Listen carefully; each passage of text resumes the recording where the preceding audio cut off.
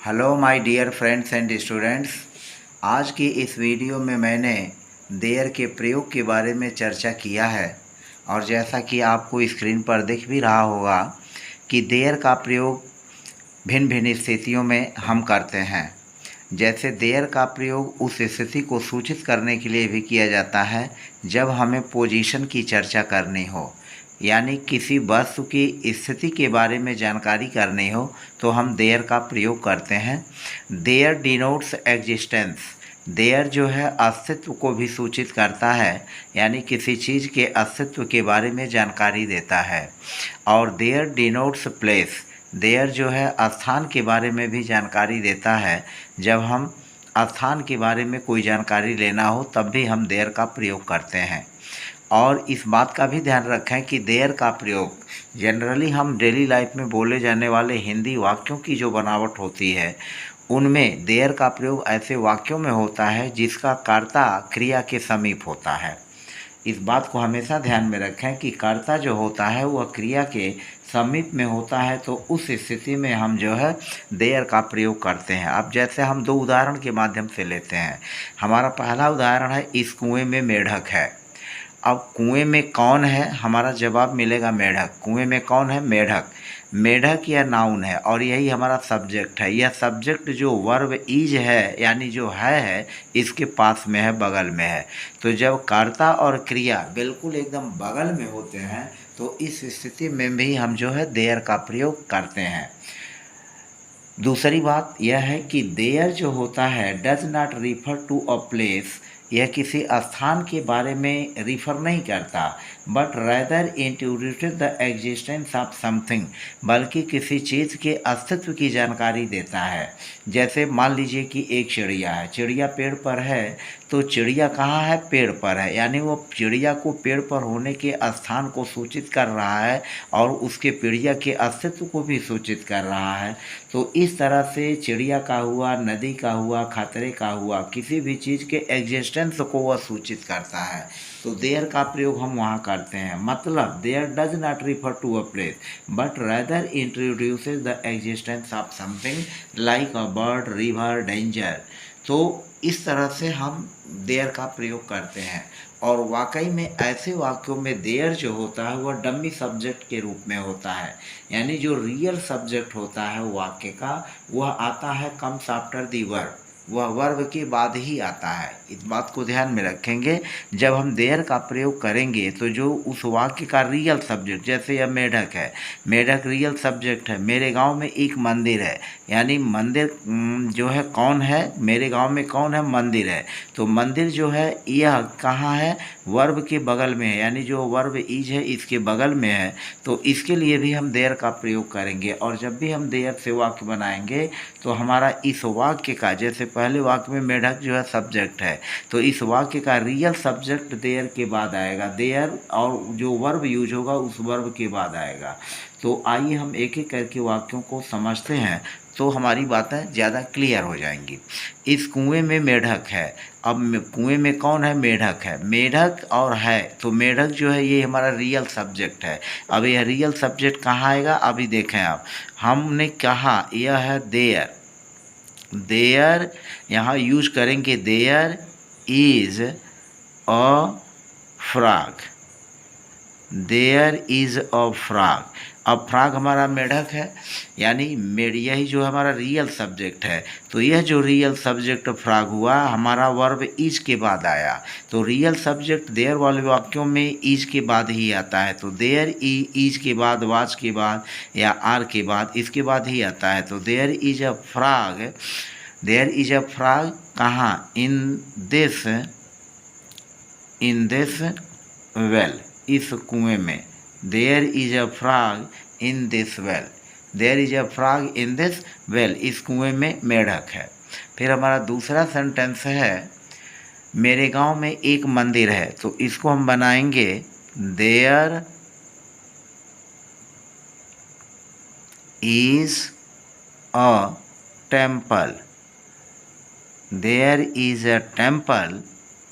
अब जो टेम्पल इस वाक्य का रियल सब्जेक्ट है, यह रियल सब्जेक्ट वर्ब इज के बाद आया है। इस वाक्य में भी जो रियल सब्जेक्ट है ये अफ्राग या इज वर्ब के बाद आया है। तो there is a temple in my village.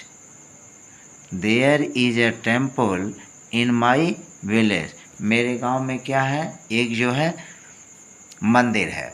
हमारा अगला वाक्य है उस तालाब में मेढक हैं। अब यहाँ हैं है तो मेढक प्लूरल है, तो लिखेंगे देयर आर। देयर के बाद यहाँ आर का यूज हो गया, तो there are frogs. There are frogs, मेढक हैं। अब फ्रॉक्स जो है यह रियल सब्जेक्ट है, यह वर्ब आर के बाद आया, तो there are frogs in that pond. There are frogs in that pond, उस तालाब में मेढक हैं। फिर चलें, मेज पर किताबें हैं। अब किताबें हमारा रियल सब्जेक्ट है और यह देयर के बाद आएगा, तो यह हो जाएगा there are books. There are books on the table. There are books on the table. जैसा कि आप जानते हैं बुक्स यह सब्जेक्ट है और यह जो हमारा वर्ब आर है, इस वर्ब आर के बाद हमारा रियल सब्जेक्ट आया, और यहाँ देयर का जो भी यूज किया जा रहा है वह वर्ब के पहले आ रहा है और यह सब डमी सब्जेक्ट के रूप में है। और जैसा कि हम जानते हैं कि मेज पर ऑन द टेबल, यानी किताब मेज पर है, तो परपेंडिकुलर टच के लिए, स्पर्श के लिए हम ऑन का यूज करते हैं। छत पर बंदर नहीं है, तो यहाँ भी होगा on the roof. On the roof, तो बंदर नहीं है, तो देयर आर बंदर नहीं है। There are no monkeys. There are no monkeys छत पर, तो छत पर on the roof. On the roof, तो there are no monkeys on the roof है, छत पर कोई बंदर नहीं है, यानी छत पर बंदर नहीं है। अब यहाँ जो मंकीज है यह रियल सब्जेक्ट जो है वह आर के बाद आया, तो इस तरह से हम अनुदाहरणों को भी समझ सकते हैं। अब हमारा अगला जो है सेंटेंस है, यहाँ एक सुंदर फुलवारी है। तो यहाँ एक सुंदर फुलवारी है, तो इसको हम यूज करेंगे देयर इज। अब फुलवारी सिंगुलर है, तो there is a beautiful garden. There is a beautiful garden. There is a beautiful garden here. There is a beautiful garden here, यहाँ जो है एक सुंदर फुलवारी है। तो ब्यूटीफुल गार्डन यह सब्जेक्ट हुआ, यह वर्ब इज के बाद आया। वहाँ एक सिनेमा घर था, तो यहाँ पर लिखेंगे there was a cinema house. There was a cinema house. There was a cinema house, और फिर वहाँ के लिए हम अगेन देयर का यूज करेंगे, तो there was a cinema house there, वहाँ एक सिनेमा घर था। फिर मोहन और सोहन में दोस्ती है। मोहन और सोहन में दोस्ती है, तो यहाँ दोस्ती हमारा सब्जेक्ट है और यह वर्ब इज के बगल में है, तो यहाँ पर हम यूज करेंगे देयर, और चूंकि दोस्ती सिंगुलर है तो इसको लिखेंगे देयर इज अ फ्रेंडशिप।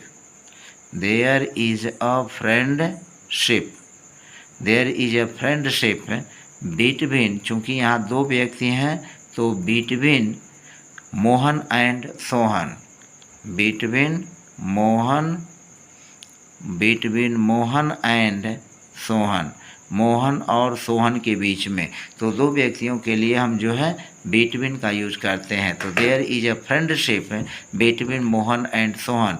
अब फ्रेंडशिप हमारा यह नाउन है और यह वर्ब इज के बाद आया है, और यही हमारा क्या है, वाक्य का रियल सब्जेक्ट है। टेबल के ऊपर एक लैंप है और टेबल पर एक लैंप था, तो इन दोनों वाक्यों में अंतर यह है कि यह टेबल के ऊपर लैंप है और यहाँ यह लैंप टेबल पर ही है, यानी टेबल लैंप को टच कर रहा है। कुछ ही तरह से आप समझ लें कि जैसे यह मेज है और मेज के ऊपर ही यहाँ जो है हमारा लैंप रखा हुआ है। यानी लैंप जो है मेज को परपेंडिकुलर टच कर रहा है। तो इस स्थिति में हम ऑन का यूज करेंगे, ऑन प्रीपोजिशन का, और यहाँ पर तब हो जाएगा पर। तो टेबल पर एक लैंप था तो इसको यूज करेंगे there was a lamp, there was a lamp on the table, there was a lamp on the table, table पर एक क्या था, लैंप था। अब यहाँ देखें तो यहाँ टेबल के ऊपर एक लैंप है, यानी टेबल के ऊपर जो लैंप है, लैंप की कुछ स्थिति यह है कि मेज पर टेबल नहीं, यानी मेज पर जो है लैंप नहीं है, लैंप जो है मेज पर नहीं है, बल्कि मेज के कुछ ऊपर जो है, जो खूंटी या किसी दीवार में कि कहीं भी जो है टंगा रह सकता है। तो उस स्थिति में हम लिखेंगे ऑन द लैंप नहीं लिखेंगे, हम इसको यहाँ ओवर लिखेंगे। तो यह हो जाएगा there is a lamp, there is a lamp over the table, there is a lamp over the table, यानी टेबल के ऊपर क्या है, एक लैंप है। फिर हमारा 11वां वाक्य है इस कुएं में पानी नहीं है, तो इसको हम बनाएंगे there is no water, there is no water, there is no water in this well, there is no water in this well. उस शहर में भीड़ है, तो यहाँ पर यूज करेंगे there is a rush, there is a rush, there is a rush, rush जो है हमारा सब्जेक्ट है, तो there is a rush in that city, there is a rush in that city, तो उस शहर में भीड़ है। आशा है कि देयर के इस प्रयोग को आप ज़्यादा समझ गए होंगे, और यदि आप मेरे चैनल पर नए हैं तो चैनल को सब्सक्राइब करना न भूलें, प्रेस बेल आइकन करना न भूलें, और लाइक कमेंट अवश्य करें, और वीडियो पसंद आए तो लाइक ज़रूर करें, सब्सक्राइब भी प्रेस बेल आइकन कर लें, और ताकि मेरे वीडियोज़ के नोटिफिकेशंस आपको समय समय पर मिलते रहें। तो आइए बढ़ते हैं आगे। हमारा 12वां वाक्य जो है उस शहर में भीड़ है, तो there is a rush in that city. इस कॉलेज में 45 अध्यापक हैं, तो 45 अध्यापक हैं, यही हमारा वाक्य का रियल सब्जेक्ट है। अब यहाँ हम देयर का यूज करके बनाएंगे, तो देयर आर, चूँकि 45 टीचर्स हैं तो यह प्लूरल हुआ, तो there are 45 teachers, there are 45 teachers in this college, in this college, इस कॉलेज में जो है 45 अध्यापक हैं। जंगल में पक्षी नहीं थे, तो इसको लिखेंगे there were no birds in the forest, जंगल भी लिख सकते हैं, इन द फॉरेस्ट, तो there were no birds in the forest, there were no birds in the forest, जंगल में पक्षी नहीं थे। हमारा अगला वाक्य है तालाब के चारों ओर पेड़ थे। अब तालाब के चारों ओर पेड़ थे, तो यहाँ यूज करेंगे देयर वर ट्रीज। अब वाक्य का जो रियल सब्जेक्ट है वह वर्ब ट्री के बाद आया, वर्ब के बाद यह ट्री आया, जो वाक्य का रियल सब्जेक्ट है, यानी पेड़ और थे, तो पेड़ जो है वर्ब के पास है, तो देयर वेयर ट्रीज, पेड़ थे, अराउंड द पांड, तालाब के चारों ओर, अराउंड मीन्स चारों ओर, के चारों ओर, तो there were trees around the pond, तालाब के चारों ओर पेड़ थे। हमारा अगला वाक्य है कुर्सी के नीचे एक बिल्ली है, तो एक बिल्ली, यही हमारा वाक्य का रियल सब्जेक्ट है जो कि कर्ता क्रिया के पास में है। तो वाक्य को हम देयर से शुरू करेंगे क्योंकि यहाँ देयर डमी सब्जेक्ट का काम करेगा। तो there is a cat, there is a cat कहाँ, नीचे, तो under, under the chair, under the chair. अब यहाँ पर देखें, यह हमारा कुर्सी है और कुर्सी के नीचे, इसके नीचे अगर यहाँ पर कैट है तो हम अंडर का यूज करेंगे। तो इस तरह से कुर्सी के नीचे एक बिल्ली है, there is a cat under the chair, यह हमारा चेयर है। तो चेयर के नीचे अगर कैट है तो इस तरह से हमारा अंडर आएगा, there is a cat under the chair. यहाँ कोई नदी नहीं है, यहाँ कोई नदी नहीं है, तो इसको लिखेंगे there is no river, there is no river here, there is no river here, पानी कहीं नहीं है। तो there is nowhere, there is nowhere water, there is nowhere water, पानी कहीं नहीं है। तो कहीं नहीं जब होता है तो हम नॉट का यूज नहीं करते, नो वेयर ही हो जाता है, कहीं नहीं। क्योंकि इसमें नो आया हुआ है तो हम अलग से इसमें हमको नॉट लगाने की ज़रूरत नहीं है। हम इस सेंटेंस को ऐसे भी बना सकते हैं, there is water nowhere, there is water nowhere, nowhere को हम बाद में भी रख सकते हैं। तो पानी कहीं नहीं है, there is nowhere water. ललाट के नीचे एक काला तिल है। अब यहाँ पर देखें, इसमें भी नीचे आया है, तो अंडर मीन्स नीचे, और फिर यहाँ ललाट के नीचे तिल है, तो ललाट के नीचे एक काला तिल है। काला तिल हमारा वाक्य का रियल सब्जेक्ट है। तो इसको हम बनाएंगे तो लिखेंगे there is a black, there is a black mole, mole means काला तिल, ब्लैक मोल काला तिल। तो there is a black mole, ललाट के नीचे एक काला तिल है, there is a black mole, एक काला तिल है कहाँ, ललाट के नीचे। तो अब मान लीजिए हमारा ये फेस है, हमारा ये फेस है और ये हमारा माथा हेड है। तो यहाँ पर हेड के नीचे जब यहाँ कहीं तिल रहेगा तो उसको हम कहेंगे बिलो, उसको नीचे के लिए अंडर का यूज हम नहीं यूज करेंगे, डाउन का यूज नहीं करेंगे। ललाट के नीचे जो है उसके लिए हम बिलो का यूज करेंगे, there is a black mole below the head, below the head, यही लिख देते हैं बिलो दी हेड। तो there is a black mole below the head, ललाट के नीचे एक काला तिल है। पेड़ के ऊपर एक पक्षी है, तो पेड़ के ऊपर एक पक्षी है। अब यहाँ देखें, पेड़ के ऊपर, यहाँ ऊपर शब्द आया हुआ है, तो इसके लिए जो हम एडवर्ब यूज करते हैं, अप का यूज करते हैं, क्योंकि यह तो पेड़ के ऊपर एक पक्षी है, तो सबसे पहले लिखेंगे एक पक्षी है, तो इसके लिए हम देयर का यूज करेंगे और यहाँ पर लिखेंगे there is a bird, there is a bird, there is a bird up in the tree, up in the tree. अब यह हो गया हमारा यूज। पेड़ के ऊपर एक पक्षी है, तो देयर इज अ बर्ड, एक पक्षी है, अप इन द ट्री, पेड़ के ऊपर, अप इन द ट्री।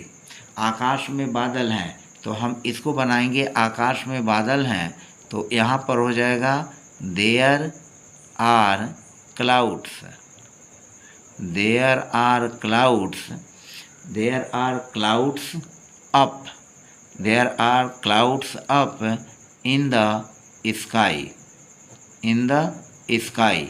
आकाश में बादल हैं, तो आकाश के में बादल हैं के लिए हम लिखते हैं there are clouds up in the sky. ऊपर ऊंचाई पर एक विमान उड़ रहा है। अब यहाँ पर देखें, ऊपर ऊंचाई पर एक विमान उड़ रहा है, तो ऊपर ऊंचाई पर एक विमान उड़ रहा है, इसके लिए हम क्या लिखेंगे, there is a plane, there is a plane there is a plane. अब प्लेन क्या हो रहा है, उड़ रहा है, तो flying. There is a plane flying, और कहाँ, ऊंचाई पर, अप, ऊंचाई पर अप, और फिर हो जाएगा हाई, ऊपर। तो अप हुआ ऊपर, यह हो जाएगा ऊपर के लिए यूज, और ऊंचाई के लिए हम हाई का यूज कर लेंगे। तो there is a plane flying up high, there is a plane flying up high. अगला वाक्य है, घाटी के नीचे एक नदी है। अब यहाँ देखें, घाटी के नीचे एक नदी है, तो यहाँ नीचे के लिए जो हम यूज करेंगे वहाँ पर क्या लिखेंगे, डाउन लिखेंगे। डाउन लिखेंगे घाटी के नीचे। घाटी के नीचे, चूँकि घाटी पहाड़ी पर या ऊंचाई पर होता है, और जब उसके नीचे कोई चीज़ होती है, जहाँ हम ढलान पर ऊपर की ओर चढ़ते हैं या ढलान पर ऊपर की ओर जाते हैं, जैसे मान लीजिए हमारा ये धरती से लेकर के ये पूरा जो है यह घाटी है, यह घाटी है, और घाटी के नीचे आने पर यहाँ कहीं जो है यह नदी बह रही है, यह नदी है, यह नदी बह रही है। तो चूंकि यह घाटी और घाटी के नीचे यहाँ नदी होगी, तो हम उसको लिखेंगे डाउन। क्या लिखेंगे, डाउन। तो there is a river, there is a river, there is a river down the valley, down the valley. There is a river, there is a river down the valley. घाटी के नीचे एक नदी है। हमारा 24वां वाक्य है, फर्श पर एक बैग पड़ा हुआ था। फर्श पर एक बैग पड़ा हुआ था, तो इसको लिखेंगे एक बैग पड़ा हुआ था। तो there was a bag, there was a bag, और फिर हो जाएगा लाई में हम ING जोड़ देंगे, तो यह हो जाएगा lying. There was a bag lying, lying means पड़ा हुआ, और down on the floor, down, down, यह DWON है, lying down on the floor. तो यह हो जाएगा फर्श पर एक बैग पड़ा हुआ था, तो there was a bag lying down on the floor, lying down on the floor, फर्श पर एक बैग पड़ा हुआ था। अगला लिखेंगे, तहखाने तक जाने वाली सीढ़ियाँ हैं। तो पहले हम लिखेंगे सीढ़ियाँ हैं, सीढ़ियाँ हमारा सब्जेक्ट है, तो there are stairs, there are stairs, there are stairs, सीढ़ियाँ हैं कहाँ, going down, going, going down, going down to the basement, going down to the basement, basement. तो there are stairs going down to the basement, तहखाने तक जाने वाली सीढ़ियाँ हैं, तहखाने तक जाने वाली सीढ़ियाँ हैं। There are stairs going down to the basement. हमारा अगला वाक्य है, इमारत में कहीं भी सिग्नल नहीं था, इमारत में कहीं भी सिग्नल नहीं था। तो पहले हम लिखेंगे सिग्नल नहीं था, सिग्नल नहीं था, there was no signal, there was no signal, there was no signal, there was no signal, कोई भी सिग्नल नहीं था। कहाँ, कहीं भी, anywhere, anywhere, there was no signal anywhere, anywhere in the building, मकान में, इन द बिल्डिंग।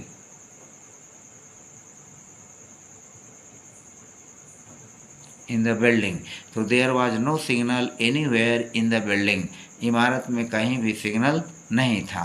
हमारा अगला वाक्य है, यहाँ के आसपास कहीं भी पार्किंग उपलब्ध नहीं है। तो सबसे पहले हम बनाएंगे पार्किंग उपलब्ध नहीं है, पार्किंग उपलब्ध नहीं है, तो इसके लिए लिखेंगे there is no parking, there is no parking, there is no parking available, उपलब्ध, अवेलेबल। तो there is no parking available, कहीं पार्किंग उपलब्ध नहीं है। कहाँ? कहीं भी। कहीं भी तो anywhere, anywhere. There is no parking available anywhere around here, यहाँ के आसपास। तो इसको लिखेंगे around, around here. There is no parking available anywhere around here, यहाँ के आसपास कहीं भी पार्किंग उपलब्ध नहीं है।